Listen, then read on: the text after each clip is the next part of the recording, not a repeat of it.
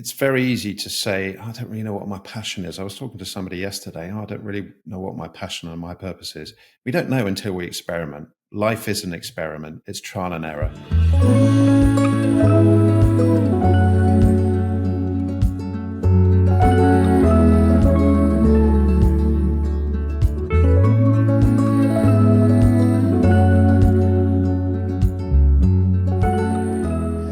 Having a vision, having a clear destination is really, really important. Yeah, And absolutely it's essential. worth taking the time to develop that. And if you need help, there's people out there that can help. But, Yeah, some of the things I suggest is go and hide away, find a corner of a coffee shop or go to a park or something. Just start writing what you would like to see in the next couple of years in your life, and then try and specify that into a really tight sort of clear goal, really. And I think the other part of what you're talking about here is also being aware that there's going to be a number of things that's going to stop you on that journey, or there's going to be blockages. And it's what techniques do you develop to overcome them and not give up? And I think what I've heard is taking a step-by-step approach is the way that you open up the world. Is that, yes, first of all, you yeah, can get from London to Madrid. From Madrid, you can get to America. You can just start, but slowly but surely, you can start to achieve all the things you want to achieve. My question is, why do a lot of people, they know this, why don't they do it? Mhm. It is a very good question, and it is something we have to constantly ask ourselves: what's holding us back? And again, it's limited beliefs. I'm Mm. not capable. Normal people don't do it. I'm a normal person. Other people have just been born with those genes. They've been luckier. I'm unlucky. And I think it's really courage to go courage to go into the unknown. Apparently, one of the statistics is that public speaking is now a much greater, it's the number one fear in the world. I don't know where they get these statistics from, but greater than death, that fear of failure, the fear of being belittled. I have a term called bisboim. It's being belittled, invalidated, shamed, blamed, ostracized, intimidated, and manipulated. So people just live in this fear of being told they're not good enough. And I think social media is not a problem. It's just the way it's used at the time. At the current moment, it's there to make us buy stuff, to make us feel better about ourselves. So I think it's really easy to be caught by the social pressure of not being good enough, and that encourages us not necessarily to be courageous. Well, don't worry, just get onto Netflix and here's something that will make you feel better about yourself, and have a McDonald's and have a load of sweets and sugar and all the rest of it, and you'll get the dopamine hit. And I think that's what the marketing companies are geared towards, giving us the dopamine, the short term sense of reward. But then you don't get that sense of joy in the long term, the serotonin feeling, the oxytocin feelings of the much longer term goal, and making the sacrifices in the short term for the longer term benefit. And it talks about going off to Madrid and the next stage. And I think that I started off by flying tiny little aeroplanes that didn't go very far at all. I now fly airplanes across the world, the fastest things in the sky apart from military jets. It took me 13 and a half hours to fly to Buenos Aires the other day.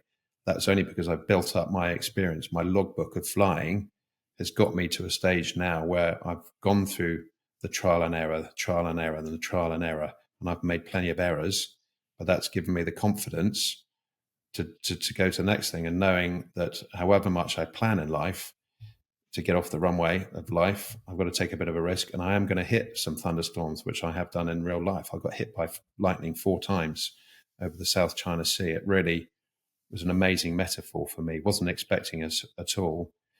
And I felt the intense emotional reaction of fear, cortisol, adrenaline, telling me to get the hell out of there, the fight and fly, freeze thing, knowing that actually I couldn't, but having faith that the experience that I've had so far, the experience of other people, the training that I've got, and my teammate next to me, and everybody looking after us on that flight was there for our benefit to get to that destination and get through that.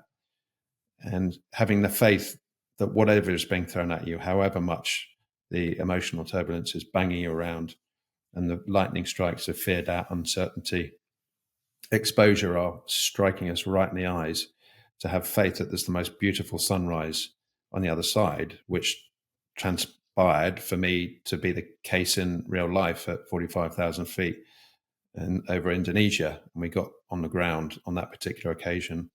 We got the aeroplane fixed up and we ferried it over to Dallas and had various different things replaced on it. But we employed all the resources around there, our own personal training, emotional understanding, our spiritual connection to each other, Viraj and I, who were flying together.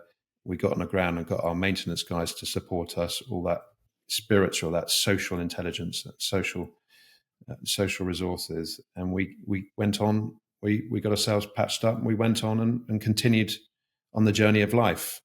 So I think it's just knowing to, as you say, keep that destination ahead.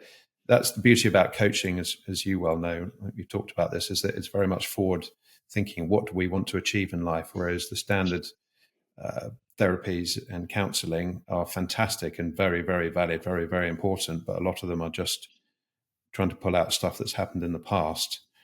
But I think when they work in tandem together, understand the limiting beliefs that have held us back and the experiences of life that have stopped us making those big decisions, and then really biting into the imagination, biting into the emotion, the excitement, the passion, the purpose of doing something that will lift us up high and far for the benefit of the community, of humanity, of the universe, however we like to describe it, really. And it just starts with us. We've got to listen to ourselves. We've got to walk down the street, look at somebody, smile, say good morning, get the smile off them. And it's as simple as that, isn't it? That's the first stage. Walk out the door and say, I'm going to walk to town. I'm going to get 5 responses from 5 people with a smile. And I'm also going to pick 5 pieces of litter up so that I'm contributing to the community. And I don't need the validation back. I don't need someone to pat me on the back and tell me I'm wonderful. Just do it, because we know that it's of greater value for something bigger than just our own insecurities and our own limited beliefs. That was a bit of a ramble, but I hope that made sense. Well, there's a technical question I want to ask. How long does it normally take to get to Buenos Aires on an ordinary plane? How long will it take me? You said 13 and a half hours for you. So how long does it normally take? Well, we actually went relatively slowly because it was a long way. So normally we fly at about 0.88 of the speed of sound. We went at 0.85 of the speed of sound, and big commercial airliners fly anywhere between about 0.78 and 0.84, 0.85. They're getting faster now. So I'd have to work it out. But if we're going fast to the west coast of America for Los Angeles, you'd probably save nearly an hour effectively the flight on the private jets that I fly. So that's what I was just thinking about, because I think what the story you were telling is actually about how you do, at the start, it takes us a while to get to our destinations, but with practice, we can get better and better and better. And I think what I'm also hearing is that with help from a coach or somebody else, or a trainer in your case, in terms of aviation, it can help you speed up that journey, and it doesn't take so long. So to finish off, really, is there anything you want to share with everybody else? And, we'll close off there, because I think what we really wanted to talk about today was just about vision and what are the blocks to, such as fear, and how we break through them. So is there anything else you want to share with the listeners today? Yeah, I just think that it's very easy to say, I don't really know what my passion is. I was talking to somebody yesterday. I don't really know what my passion and my purpose is. We don't know until we experiment. Life is an experiment. It's trial and error. Any amazing company like Apple or any sports team or anything we want to come from, we want to use as a reference point, have just given things a go. They've gone out, taken that first step. To find our purpose and our passion and our value system requires us to walk out of the door, smile at people. If you want to smile at people, just come back and then say, okay, what what worked out well today? Where did I feel happy, excited, passionate? Where did I feel uncertain, fear, doubt? And just having that time to reflect. We can journal in our own mind. We can write it down. We can dictate it.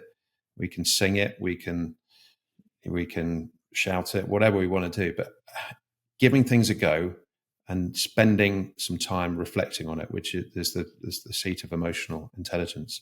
Then we think, okay, I don't really understand that, so I'm going to understand what makes you feel happy and satisfied in life. And then you Google it, it says, well, dopamine does, or oxytocin makes you friendly and part of a community. I think you just open up so much opportunity, but just by giving things a go. And you might hate the first thing you've done that day. Try something else the next day. Just keep trying. Don't give up. It's the only way we ever achieve anything in life. It's not natural brilliance. It's just not giving up. Just continue trying things out, trial and error. Great, brilliant. And yeah, to finish off, it'd be really good. How do people get hold of you? You know, what are you offering? You know, because I know when we've talked in the past that you had your vision. I have a roadmap. You have a flight plan. So do you want to say a bit more about that and really how people can get hold of you? And then we'll call it a day then. Yes, fantastic. Yeah, so my roadmap, as it were, has been defined into a flight plan. So we work out where we are now, where we want to. We define our flight plan, where we want to land. Then we go through a maintenance assessment, as we would do in an aeroplane. We're like, okay, how are we physically? How are we mentally? How are we emotionally in terms of the community?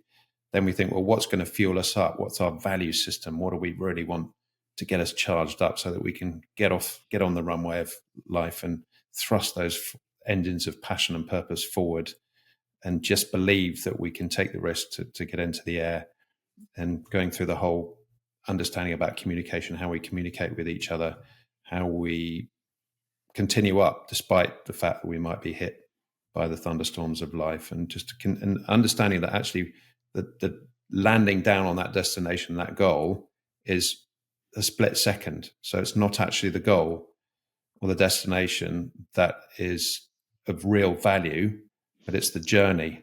The process is incredibly valuable. And that's the thing we remember, I think, in life. And then the most important thing at the end, of course, is to, when we've settled down into having achieved what we've achieved, even if it means we've had to divert somewhere else, we have to reflect.